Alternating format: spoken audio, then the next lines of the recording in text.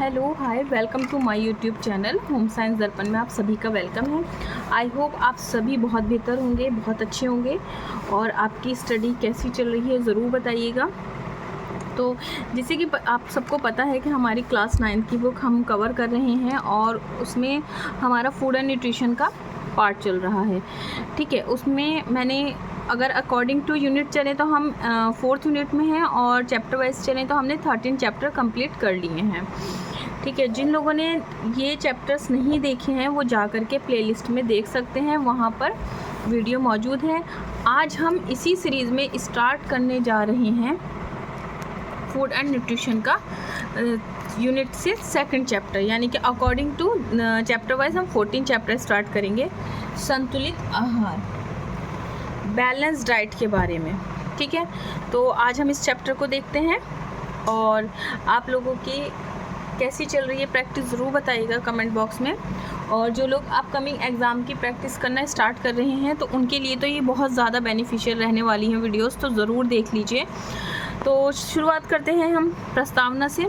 देखिए, वीडियो ज़्यादा बड़ी ना हो तो मैं इसलिए सिर्फ मेन पॉइंट ही कवर कर रही हूँ और आपको जो चीज़ आपको डेप्थ में पढ़नी है आप उसका स्क्रीनशॉट ले सकते हैं या फिर आप पॉज करके वीडियो पढ़ सकते हैं। ठीक है, प्रस्तावना दे रखी है यहाँ पर। तो आज सबसे पहले हम इसकी इम्पॉर्टेंट है ये चैप्टर हम देख लेते हैं। प्रस्तावना है संतुलित आहार की परिभाषा, आहार की विशेषताएं, पर्याप्त आहार, संतुलित आहार में अंतर, संतुलित आहार की विभिन्नता के कारण, पोषक तत्व, भोज्य पदार्थ, सामान्य और स्त्री का पुरुषों का उत्तम आहार, भोजन से संबंध में ध्यान रखने योग्य बातें, कुपोषण, स्वास्थ्य का प्रभाव, कुपोषण और उसका स्वास्थ्य का प्रभाव, कुपोषण और कुपोषण जनित व्याधियाँ, एनीमिया, क्वैशियोकर, मलेस्मर, सूखा रोग, रदोदी, स्कर्वी, कम खाना, एनोरेक्सिया नर्वसा, अतिसार, बुलिमिया नर्वसा। ये आपका बहुत इम्पोर्टेंट है, तो आप प्लीज़ वीडियो से जुड़े रहें।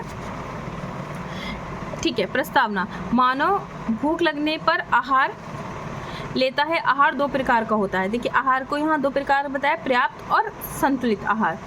पर्याप्त आहार भूख को संतुष्ट करना तथा संतुलित आहार शरीर को स्वस्थ, विकसित, पुष्ट बनाना। संतुलित आहार पूर्ण अर्थ समझने से पूर्व हमें पर्याप्त आहार को समझना होगा।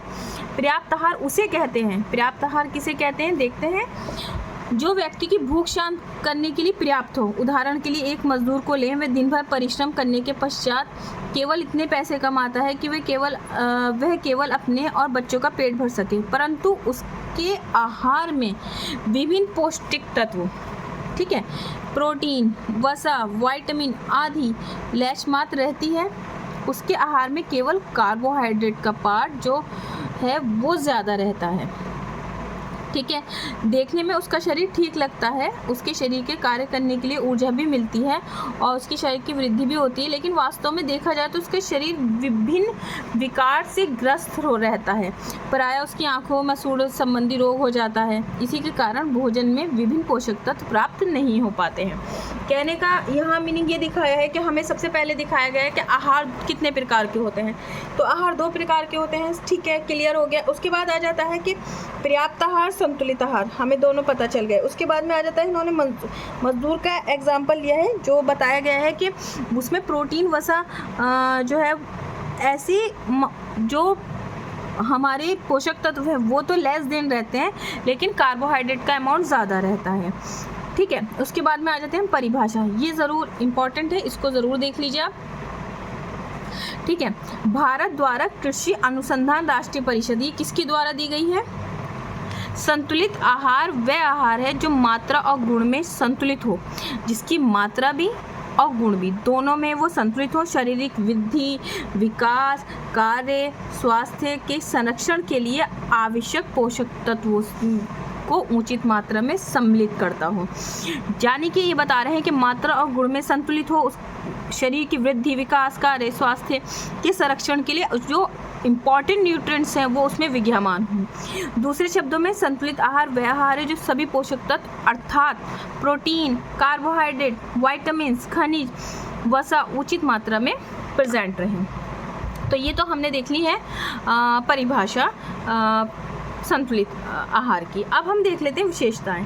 विशेषताएं क्या बताएंगे? प्राप्त प्रोटीन खनिज लवणों से युक्त, ठीक है।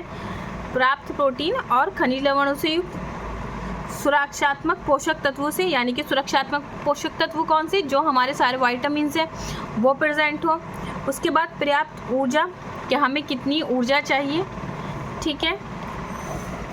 उसके बाद में आ जाता है आयु, लिंग आदि के अनुसार। आयु लिंग मतलब वो किस एज ग्रुप का है, ठीक है, किस एज ग्रुप का है, वो कौन सा, मैन के लिए अलग RDA होता है, वुमेन के लिए अलग होता है, किशोरों के लिए अलग होता है, बच्चों के लिए अलग होता है, तो यहाँ पर उसकी बात की गई है।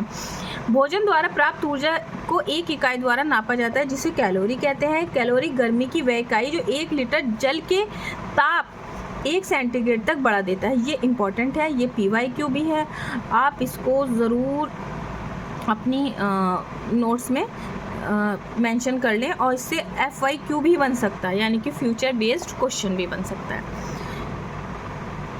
ठीक है। तो भोजन द्वारा प्राप्त ऊर्जा को एक इकाई द्वारा मापा जाता है, ठीक है, क्लियर है, जिसे हम कैलोरी कहते हैं, ठीक है।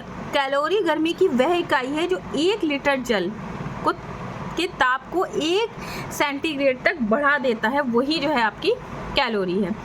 उसके बाद में आता है औसत मनुष्य को जीवन सही रूप से व्यतीत करने के लिए प्रति घंटे लगभग 70 कैलोरी शक्ति की आवश्यकता पड़ती है, यानी कि हर 1 घंटे हमें कितनी कैलोरीज की ज़रूरत पड़ती है, वो पड़ती है 70 कैलोरी। देखिए ये FYQ हो सकता है, तो आप इसको ज़रूर नोट कर लें। ये आ चुका है क्वेश्चन कि औसत मनुष्य के जीवन को सही व्यतीत करने के लिए प्रति घंटे हमें कितनी कैलोरी शक्ति की आवश्यकता पड़ती है, तो वो हमें 70 कैलोरी शक्ति की आवश्यकता पड़ती है।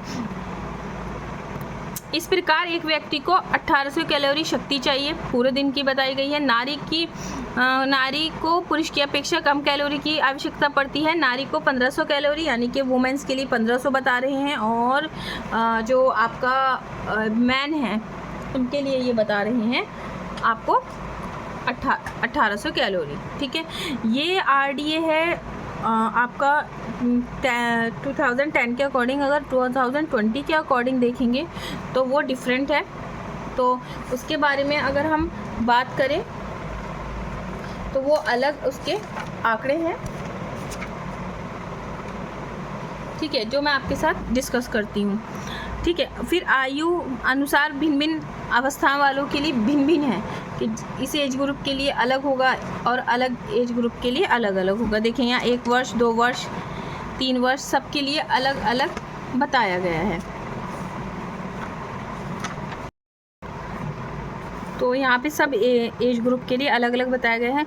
अगर हम यहाँ पर मैं मेंशन कर लेती हूँ मेल और फीमेल, ठीक है।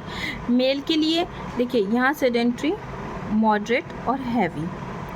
सेडेंट्री के लिए जो RDA में 2020 के अकॉर्डिंग बात कर रही हूँ, तो सेडेंट्री के लिए बताया गया है आपको मेल के लिए 2110, मॉडरेट के लिए बताया गया है 2710, और हैवी के लिए बताया गया है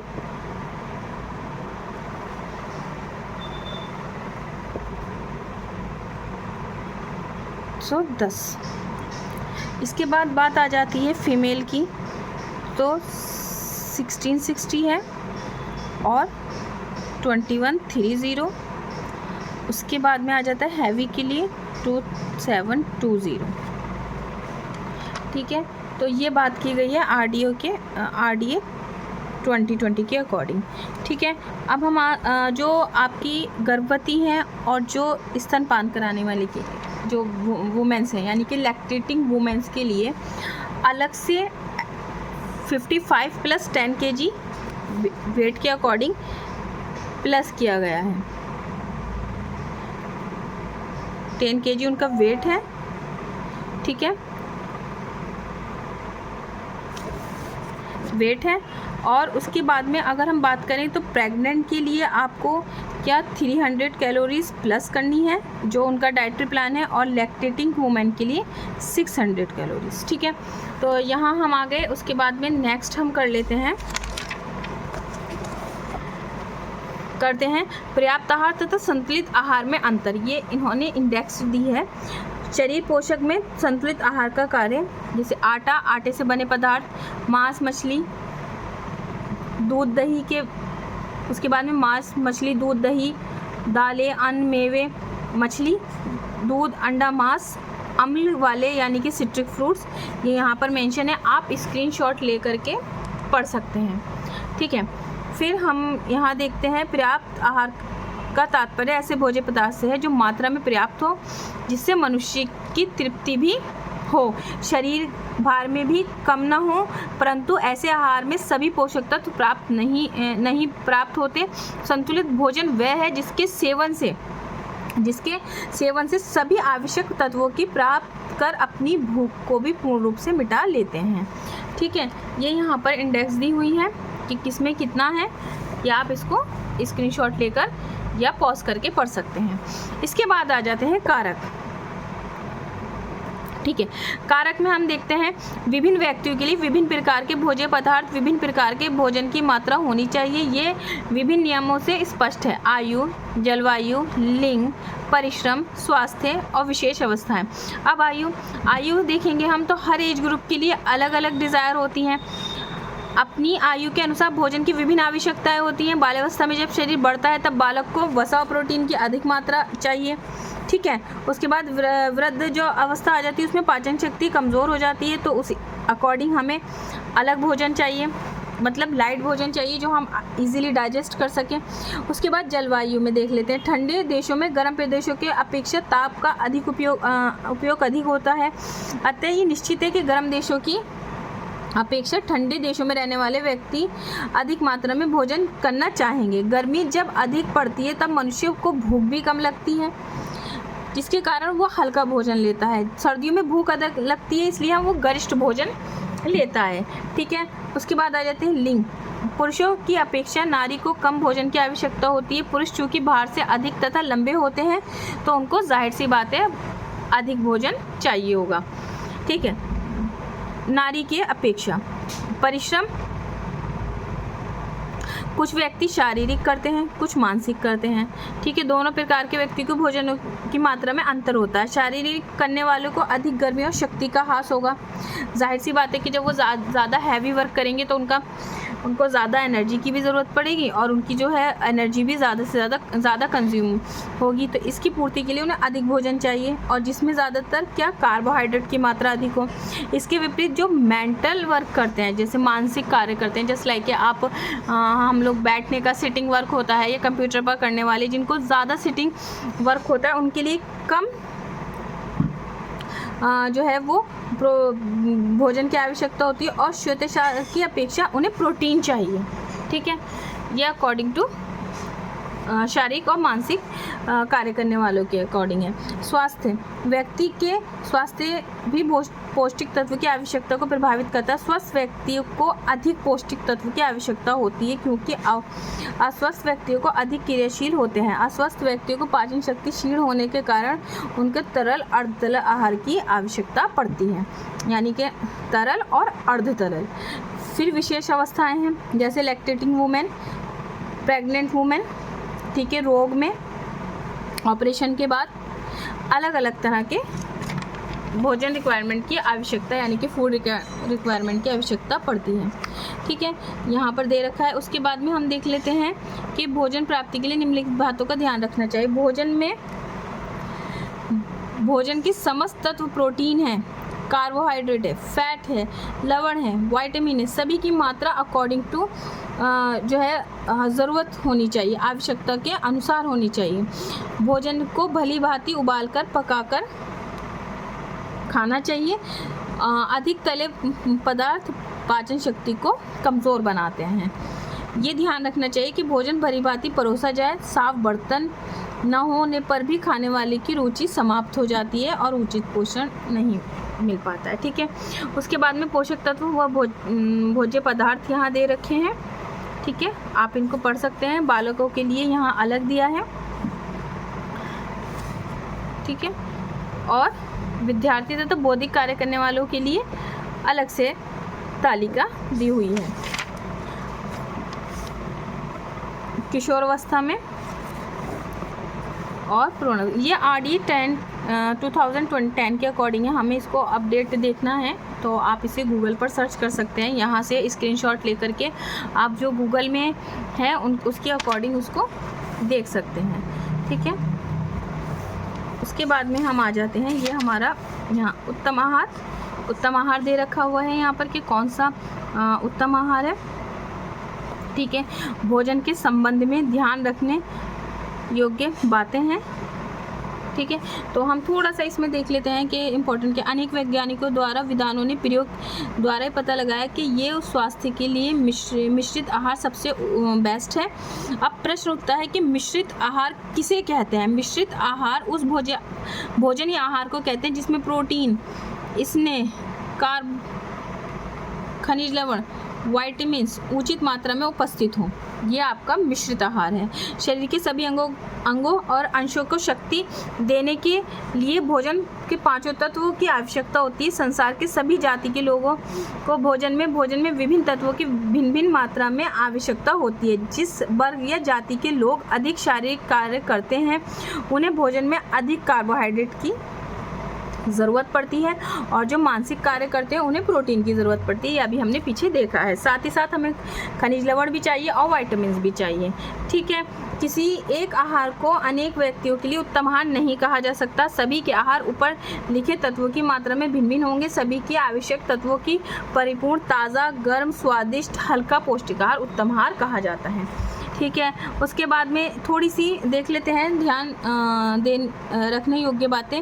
भोजन को सदा चबा कर खाना चाहिए, ठीक है। दांतों में चबाया उतना ही सरलता से वो पचेगा। जितने अच्छे से हम लोग उसको चुई करेंगे उसी वो डाइजेशन में भी आसानी से, डाइजेशन प्रोसेस में भी आसानी से वो डाइजेस्ट हो जाएगा। उसके बाद में ये भी आवश्यक है कि भोजन सदा अपने निश्चित समय पर भी खाएं। टाइम टू टाइम के अकॉर्डिंग ही खाना है कि अगर हमने दोपहर का खाना इस टाइम लिया है तो नेक्स्ट डे भी हमें उसी टाइम लेना है, क्योंकि भोजन पचने की संपूर्ण क्रिया में तथा बिना पचे भाग में मलाशय तक पहुंचने में 17 से 18 घंटे लगते हैं, किंतु भोजन को आमाशय में पचाकर विलेय के रूप में बदलने में वहाँ 5 से 6 घंटे लगते हैं। भरपेट भोजन करने में 4 से 5 घंटे का बीच में सामान्य रूप से कुछ नहीं खाना चाहिए, ठीक है। एक बार भरपेट भोजन करने के बाद दिन भर कुछ ना कुछ खाना भी अच्छा नहीं है। आमाशय 4 से 5 घंटे बाद खाली हो जाता है, ठीक है। रात को भोजन हमें 2 से 3 घंटे पहले कर लेना चाहिए। भोजन करते समय प्रसन्नचित्त व तनाव मुक्त रहना चाहिए। इजीली खाना चाहिए, आराम से खाना चाहिए। भोजन के साथ अधिक जल पीना ठीक नहीं है, थोड़ा जल ही पीना चाहिए, ठीक है, अधिक पीना नहीं चाहिए। उसके बाद कुपोषण आ जाता है। नेक्स्ट टॉपिक कुपोषण और उसका स्वास्थ्य पे प्रभाव। ये बहुत ज़्यादा इम्पॉर्टेंट है एग्ज़ाम के पॉइंट ऑफ व्यू से। इसको देखते हैं। कुपोषण का तात्पर्य शरीर का पोषण ठीक से ना होना, अर्थात भोजन करने और कई रोग ना होने पर भी शरीर की वृद्धि ठीक से ना होना। इसके कई कारण हो सकते हैं। अधिक मात्रा में भोजन, फर्स्ट, कम मात्रा में भोजन, सेकंड, भोजन का असंतुलित, थर्ड, भोजन का अनियमित होना, फोर्थ, शरीर में कोई रोग अथवा दोष, फिफ्थ, ये कारण जिसके कारण पोषण ठीक से नहीं हो पाता। यहाँ पर हमें पॉइंट मिल गए। क्या मिले हैं कुपोषण के कारण? अधिक भोजन करना, फर्स्ट, सेकंड कम, थर्ड असंतुलित भोजन, फोर्थ अनियमित, फिफ्थ कोई रोग या डिसीज़ के कारण। अधिक मात्रा में भोजन, जस्ट लाइक अपनी आवश्यकता से अधिक भोजन खाएंगे तो हानि होगी। वो भोजन ना तो ठीक से पच पाता है, ना ही सर्वग्रहण हमारे शरीर को मिल पाता है। अपच, कुष्ठबोधता ऐसी प्रॉब्लम देखने को मिलती हैं। प्राय स्वाद के लिए खाते हैं। वसा और शर्करा युक्त पदार्थ अधिक होते हैं, इसलिए लोग मोटे भी हो जाते हैं, रोगों का शिकार भी हो जाते हैं, उन्हें डिसीज़ हो जाती है, जस्ट लाइक हार्ट डिसीज़ है, ओवरवेट है, मधुमेह है, इस टाइप की प्रॉब्लम हो जाती है। अधिक भोजन करने से पाचन तंत्र अनावश्यक रूप से अधिक भार पड़ता है, जिससे दोष उत्पन्न हो जाते हैं। अब बात आ जाती है कम मात्रा में। कम मात्रा में अगर हम भोजन खाते हैं तो पौष्टिक तत्व की विशेषता हानि नहीं पहुंचता, किंतु पौष्टिक तत्वों की कमी से शरीर कमज़ोर हो जाता है। ठीक है, जैसे कोशिका, ऊतक, वसा, रक्त आदि क्षतिपूर्ति नहीं हो पाती। यदि ये स्थिति अधिक दिनों तक मनुष्य में धीरे धीरे बनी रहे तो दुर्बल हो जाता है और जीवन के सामान्य कार्य नहीं कर पाता है। ठीक है, उसके बाद में आ जाता है असंतुलित भोजन। हमें जितना करना चाहिए हम मात्रा में उतना ही भोजन करें, किंतु वह संतुलित ना हो तो भी कुपोषण हो जाता है। हम केवल प्रोटीन, शर्करा युक्त भोजन खाकर नहीं रह सकते, विटामिन्स भी ज़रूरी हैं, मिनरल्स भी ज़रूरी हैं, और अगर उसमें हमारी थाली में मिनरल्स और विटामिन्स की कमी है तो भी हमें प्रॉब्लम हो जाएगी। उसके बाद अनियमित, एक समय अच्छा स्वादिष्ट लगा तो खूब खा लेना, फिर देर तक कुछ ना खाना, अथवा भोजन के संबंध में समय का पालन ना करना, यानी कि टाइम के बारे में बात हो रही है, दोनों गलत हैं। ऐसा करने से भोजन का पाचन ठीक से नहीं होता है, फलस्वरूप क्या होता है कि पोषण ठीक से नहीं हो पाता और हमारा जो हेल्थ है वो ठीक नहीं रह पाती। उसके बाद पाचन तंत्र के दोष व रोग। कभी कभी पाचन तंत्र किसी भाग में कोई इस प्रकार का रोग हो जाता है, वह अंग ठीक कार्य नहीं कर पाता, जिसके फलस्वरूप भोजन का पाचन और सर्वांगीण उचित प्रकार से नहीं हो पाता है। विशेष रूप से यकृत, प्लीहा दोष होने से पाचन पर विशेष प्रभाव पड़ता है। आंतों में कृत्रिम रोग, हुकवर्म, टेपवर्म आदि होने पर भी भोजन ठीक से नहीं पाता है। ऐसी स्थिति में उचित उपचार कराना चाहिए। ठीक है, अब आ जाते हैं हम माल न्यूट्रिशन पे। माल न्यूट्रिशन आहार और पोषण विज्ञान की मान्यता है कि प्रत्येक व्यक्ति में सदैव संतुलित आहार ग्रहण करना चाहिए। ठीक है, यदि व्यक्ति द्वारा संतुलित आहार ग्रहण नहीं किया जाता तो वो कुपोषण की स्थिति कहलाई जाती है। ठीक है, आहार में एक अथवा अधिक पोषक तत्वों की कमी कुपोषण का कारण होती है। सामान्यतः कुपोषण का अर्थ अपर्याप्त पोषण यानी कि अंडर न्यूट्रिशन तथा भोजन में पोषक तत्वों का अभाव यानी कि माल न्यूट्रिशन। कुपोषण एक ऐसी स्थिति है जिसमें प्रतिदिन के आहार में उपयोगी पोषक तत्वों की कमी हो जाती है। कुपोषण किसी व्यक्ति के शारीरिक विकार की स्थिति है। असंतुलित तथा अपर्याप्त आहार के कारण व्यक्ति में किसी रोग के कारण पोषक तत्वों की अवशोषण और स्वांगीणता की क्षमता में अभाव में उत्पन्न होती है। ठीक है, कुपोषण का अर्थ बता दिया कि अंडर न्यूट्रिशन और माल न्यूट्रिशन एक ऐसी स्थिति है जिसमें हमारे प्रतिदिन के आहार में उपयोगी पोषक तत्वों की कमी हो जाती है। ठीक है, अब हम टाइप्स देख लेते हैं। अंडर न्यूट्रिशन में हमें क्या मिलता है? अल्पोषण मिलता है और इससे हमें मिलता है मैरस्मस। ओवर न्यूट्रिशन निरंतर अधिक मात्रा में भोजन लेने से अतिशय पोषण विकार हो जाता है। कौन सा विकार हो जाता है? अतिशय भोजन विकार हो जाता है। इसके फलस्वरूप ओबेसिटी, जो आपके हार्ट में धमनियां हैं उनमें कोलेस्ट्रॉल जमना शुरू हो जाता है। डायबिटीज़, रक्तदाब संबंधी विकार हो जाते हैं। अब आ जाता है अनबैलेंस डाइट। जब आहार में पोषक तत्वों की अधिकता अथवा कुछ पोषक तत्वों का अभाव होता है तो वो आप असंतुलित आहार कहते हैं। जस्ट लाइक के कार्बोस का पोषण अधिक कर लिया तो हमें मधुमेह रोग जैसी डिसीज़ देखने को मिलती हैं। ये जल में फ्लूओरीन की अधिकता के कारण फ्लूओरेसिस रोग भी हो जाता है। डिफिशियंसी ऑफ स्पेसिफिक न्यूट्रिएंट, विशेष पोषक तत्वों का अभाव। Just like a kwashiorkor, protein की कमी से गेंगा, आपकी आयोडीन की कमी से, विटामिन ए की कमी से रतौंधी, सी की कमी से स्कर्वी, डी की कमी से आपको रिकेट्स जैसे रोगों को देखने मिलते हैं। यानी कि डिफिशियंसी ऑफ स्पेसिफिक न्यूट्रिएंट, मतलब किसी एक की न्यूट्रिएंट्स की कमी से ये होने वाले रोग। उपयुक्त विवरण द्वारा स्पष्ट होता है कि कुपोषण की स्थिति व्यक्ति के शरीर स्वास्थ्य के प्रतिकूल प्रभाव डालती है तथा इस दशा में व्यक्ति विभिन्न रोगों से ग्रस्त हो जाता है। ठीक है, पोषण अर्थात उचित पोषण शरीर स्वास्थ्य के लिए अनुकूल कारक और दशा है। उचित पोषण से व्यक्ति स्वस्थ, चुस्त और गतिशील रहता है। ठीक है, उसके बाद में हम देख लेते हैं कि इससे जनित बीमारियां, कुपोषण, जिससे हमें क्वाशियोरकर देखने को मिलता है। देखिए, क्वाशियोरकर हमें दो चीज़ों से मिलता है, प्रोटीन और कैलोरी के कुपोषण से होने वाली सामान्य बीमारी है। ये 1 से 4 वर्ष यहाँ है, कहीं 1 से 5 वर्ष भी है। तो इस रोग में प्रमुख लक्षण निम्नलिखित हैं। वृद्धि रुक जाती है, मांसपेशियां शीतल पड़ जाती हैं, त्वचा झुर्रीदार हो जाती है, शरीर में अन्य अंग विशेषकर पैर जो है वो सूज जाते हैं। क्या होता है कि जो पैर हैं वो सूज जाते हैं, शरीर और हाथ पैर कमज़ोर हो जाते हैं, हाथ पैर हैं वो कमज़ोर हो जाते हैं। उसके बाद में आ जाता है कि बौद्धिक क्षमता पर भी असर पड़ता है और बच्चे चिड़चिड़ा सा हो जाता है। तो ये क्वेश्योरकर है, ठीक है। तो इसमें और भी चीज़ें देखने को मिलती हैं। क्या होता है कि मैं यहाँ लिख देती हूँ, क्या पूछा गया है पीवाई की, मून फेस हो जाता है, ठीक है। बॉडी पर ना आपके बॉडी पर देखने को मिलते हैं धब्बे दिखेंगे, ठीक है। उसके बाद में paint like skin red spot हो जाते हैं,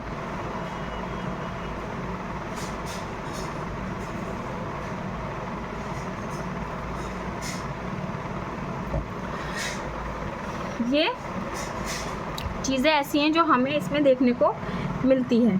उसके बाद आ जाता है कि क्वेश्योरकर से पीड़ित बच्चे स्वास्थ्य सुधारने के लिए अधिक प्रोटीन वाला भोजन देना चाहिए और ऐसे बच्चों में दूध, मांस, मछली, अंडे, पकी हुई खिचड़ी आदि प्रोटीन युक्त आहार देना चाहिए। उसके बाद आ जाता है मरेस्मस। मरेस्मस भी प्रोटीन की कमी से होने वाला रोग है।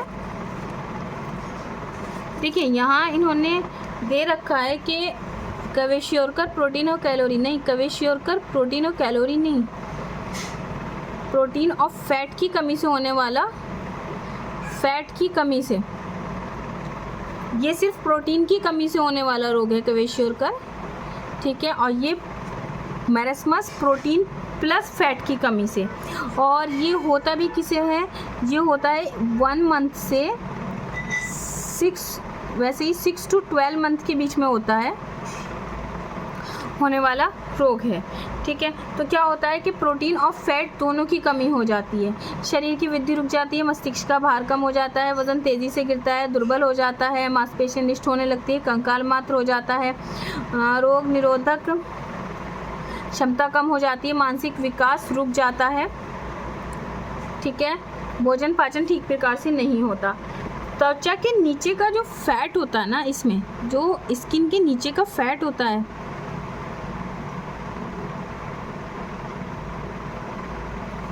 फैट वो जो है वो फैट वो समाप्त हो जाता है, ये सूख जाता है, एक तरह से कहते हैं सूख जाता है, ठीक है। तो यहाँ हमें मून फेस देखने को मिल रहा था, तो इस वाले मैटर में हमें मरेस्मस में मंकी फेस देखने को मिलता है। यह आप अपने नोट्स में ज़रूर ऐड कर लें। उसके बाद पिजन चेस्ट हो जाता है। सेकंड क्या होता है, पिजन चेस्ट हो जाता है, ठीक है। विकास नहीं हो पाता, पानी की भी कमी हो जाती है, ये कमी। माँ, अब इसके उपचार में देखते हैं। माँ का दूध शैशवावस्था से ही मिलना चाहिए। प्रोटीन और कार्बोहाइड्रेट युक्त भोजन दिया जाना चाहिए। निर्धन परिवार ऐसे बच्चों को भी पर्याप्त मात्रा में भोजन उपलब्ध कराया जाना चाहिए।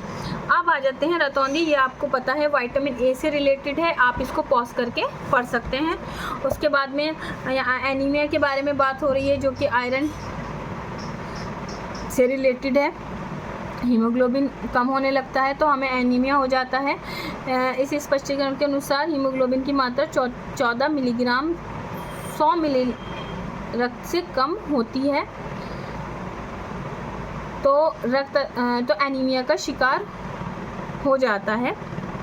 हीमोग्लोबिन रक्त के लाल कण से में पाया जाता है। शरीर में लाल कण कम होते हैं तो हीमोग्लोबिन का स्तर भी निम्न हो जाता है, ठीक है। इसके 2 प्रमुख कारण बताए गए हैं। अच्छा, इसके अगर हम शारीरिक लक्षण देखें तो सिर दर्द है, भूख की कमी है, अपच है, श्वास में परेशानी है, त्वचा का पीला होना है और हृदय की धड़कन भी बढ़ जाती है। मुख्य कारण शरीर में लोहे की कमी यानी कि आयरन डिफिशियंसी, विटामिन B12, इस प्रकार के रोग पोषण तत्वों की कमी से होते हैं। उसके बाद आ जाता है अस्थि विकृति, रिकेट्स। ये विटामिन डी से होने वाला रोग है। इसके बाद आ जाता है हमारे पास स्क्रवी। ये विटामिन सी से होने वाला रोग है। बच्चों की स्क्रवी और वयस्कों की स्क्रवी अलग अलग दी हुई है। उपचार के लिए देख लेते हैं कि हमें विटामिन सी की अधिक मात्रा लेनी चाहिए। यदि वयस्क व्यक्ति को ये रोग है तो प्रारंभ में 100 milligram ascorbic acid intramuscular injection 1 सप्ताह तक दिया जाना चाहिए। बच्चों को केवल 50 मिलीग्राम इंजेक्शन दिया जाना चाहिए। इसके बाद लगभग 1 माह तक वयस्कों को 50 मिलीग्राम, तब बच्चों को 100 मिलीग्राम सी मुंह में दिया जाना चाहिए। संतरा, अमरूद, आम, ये सब विटामिन सी के जितने भी सिट्रिक फ्रूट्स हैं ये सब एग्जाम्पल हैं। अच्छा, यहाँ हम देख लेते हैं, ये बहुत इंपॉर्टेंट है, इसको ध्यान से देखते हैं कि कम खाना, एनोरेक्सिया नर्वसा भूख से ग्रस्त एक रोग है। इसे अरुचि रोग भी कहते हैं। यदि इस रोग से ग्रसित रोगी ज़बरदस्ती भोजन कराया जाए तो अरुचिकर लगता है। इस रोग में व्यक्ति ज़्यादा नहीं खा पाता। यदि खाने का ये रोग किशोर महिलाओं में अधिक प्रचलित है। देखा जाए तो यदि भी ये खाने वाला ये प्रॉब्लम जो है ये महिलाओं में ज़्यादा देखी गई है, ठीक है। फिर भी इसे कोई भी व्यक्ति हो सकता है कोई भी व्यक्ति पीड़ित इससे। यदि लंबे समय तक इसका उपचार न किया जाए तो रोग घातक हो जाता है। एनोरेक्सिया रोग भूखमरी और भूख की कमी से होती है। इस रोग में प्रारंभ में भूख की कमी और फिर कमजोरी का ह्रास होता है, ठीक है। एनोरेक्सिया के लक्षण देख लेते हैं। भोजन विकार है, रोगी के शरीर पर प्रतिकूल प्रभाव पड़ता है, दिल की धड़कन तेज हो जाती है, रक्तचाप में कमी आ जाती है, दिल का दौरा पड़ने की आशंका बनी रहती है, मांसपेशियां शिथिल पड़ जाती हैं, बाल झड़ने लगते हैं। जो मेंस्ट्रुअल साइकिल है उसमें भी प्रॉब्लम देखने को मिलती है। शरीर में कई तंत्र प्रभावित होते हैं जिससे रोगी की मौत हो जाती है। ये यहाँ पर दिए हुए हैं, यहाँ पर कारण, जिसे आप ज़रूर पॉज करके पढ़ लें, ठीक है। उपचार दे रखा है, चलिए उपचार के बारे में देख लेते हैं। संज्ञानात्मक व्यवहार में अनुचित व्यवहार, विश्वास और व्यवहार को त्याग करना चाहिए। रिश्ते, सामाजिक कौशल, आत्मविश्वास में सुधार और पारस्परिक चिकित्सा सहायता यानी कि कंटिन्यू हमें जो है चिकित्सा सहायता लेनी चाहिए। एस्ट्रोजन, एंटी डिस्टेंटेट्स एंड ट्रैनिक्लाइजर जैसी दवाएं भी ली जा सकती हैं। ये मेडिसिन के नाम हैं जिन्हें आप ज़रूर नोट कर लें, ठीक है। यहाँ पर ये सब मौजूद हैं पॉइंट्स। उसके बाद में देख लेते हैं बुलिमिया नर्वसा असामान्य रूप में अधिक मात्रा में खाने का रोग है, ठीक है, जिसमें वज़न बढ़ने से बचने के लिए प्रयास किया जाता है। 1979 में ब्रिटिश मनोवैज्ञानिक गैलॉर्ड ड्रेसले द्वारा वर्णित और वर्गीकृत किया गया है। बुलिमिया नर्वसा एक ग्रीक शब्द है जिसका अर्थ है अशिष्ट भूत, ठीक है। उसके बाद में बुलिमिया नर्वसा के प्रकार भी दे रखे हैं, पुर्जिंग और गैर पुर्जिंग। इस तरह की बुलिमिया नर्वसा पीड़ित लोग अधिकांश मामले के लिए खाना है। इस रूप में व्यक्ति नियमित रूप से बेजिंग की अवधि के बाद स्वयं उल्टी व जुलाब, मूत्रवर्धक रोग से ग्रस्त हो जाता है। और अगर गैर पुर्जिंग देखते हैं हम तो उसमें क्या होता है, अधिक कसरत, एक्सरसाइज, फास्ट के रूप में अनुचित तरीकों का उपयोग करते हैं। इस मामले में आत्म प्रेरित उल्टी यानी कि सेल्फ से वॉमिटिंग करना, शुद्धिकरण जैसे नियमित रूप का उपयोग नहीं किया जाता है, ठीक है। ये कारण हैं जो दिखाए गए हैं। उसके बाद में उपचार में द्विशुद्ध चक्र रोकना। बुलिमिया नर्वसा के इलाज के लिए शुरुआती चरण में इस हानिकारक चक्र को तोड़ना, सामान्य खाने के व्यवहार को बहाल करना शामिल है, नकारात्मक विचारों को सुधार करना और भावनात्मक मुद्दों का हल। बुलिमिया उपचार के अंतिम चरण में भावनात्मक मुद्दे से उपचार करने का ध्यान केंद्रित किया जाता है। संज्ञानात्मक व्यवहार चिकित्सा, डायलैक्टिक व्यवहार चिकित्सा संबंधी उपचार शामिल किए जा सकते हैं। तो आप इस पोर्शन को ज़रूर देख लें। देखिए यहाँ ये ये क्वेश्चन कई बार रिपीटेड है, PYQ है। और बुलिमिया नर्वसा और एनोरेक्सिया नर्वसा पे दोनों पे क्वेश्चन आए हैं। यहाँ पर जिस वैज्ञानिक ने मनोचिकित्सक ने इसके बारे में बताया है वो कौन है, गैलॉर्ड ड्रेसले, 1979। आप इनको ज़रूर मेंशन कर लें। और ये कुछ क्वेश्चंस हैं, आप इनको ज़रूर देख लें। आप स्क्रीनशॉट ले सकते हैं। सभी क्वेश्चन आने वाले एग्ज़ाम की दृष्टि से बहुत इम्पॉर्टेंट है। वीडियो ज़्यादा बड़ी हो जाएगी अगर मैं इसको कराऊंगी, तो आप प्लीज़ पॉज करके ज़रूर पढ़ लें। तो ये वीडियो आपको कैसा लगा ज़रूर बताइएगा। ये फूड एंड न्यूट्रिशन का हमारा यूनिट कंप्लीट हो गई है। ठीक है, अब हम नेक्स्ट यूनिट स्टार्ट करेंगे नेक्स्ट वीडियो में, प्राथमिक चिकित्सा के मुख्य सिद्धांत। तो प्लीज़ आप मेरे चैनल से जुड़े रहें and please do like subscribe my channel. देखिए, आपका एक लाइक मुझे मोटिवेशन देता है, सिर्फ आपको एक लाइक करना है, और जितने ज़्यादा लाइक होंगे तो मुझे ज़्यादा अच्छा लगेगा, ज़्यादा मोटिवेशन मिलेगा। और इसके बाद हम ये ऑलमोस्ट हमारे चैप्टर्स फिनिश होने पर ही हैं, तो उसके बाद हम क्लास 10th की बुक कवर करेंगे, जहाँ से हमें काफ़ी हेल्प मिलेगी टीजीटी, पीजीटी, एलटी के। तो देखिए, अब हमारे बस यही प्राथमिक चिकित्सा और गृह परिचर्या का यही यूनिट रह गई है, तो हम ये भी फिनिश कर लेंगे। तो please do like subscribe my channel. Thank you so much.